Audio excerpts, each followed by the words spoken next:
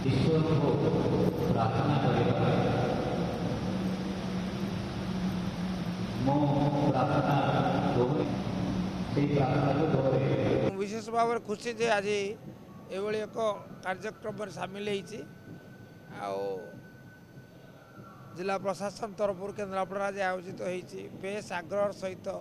पिलांठारू वयस्क सामिल होती योग केवल शरीर को सुस्थ रखे ता नुहे मन को मत शांत रखे जदि शरीर स्वस्थ रहा मन शांत रहा ताले निश्चित भाव में गोटे सुस्थ वातावरण सृष्टि हम जो अनेक अभावन सफलता मिल पार शरीर पाई एवं समाज पाई योगाभ्यास अपरिहार्य मु आशा करी बंधु माने अधिक अधिक संख्यार नियमित योगाभ्यास करने आगे आसवे।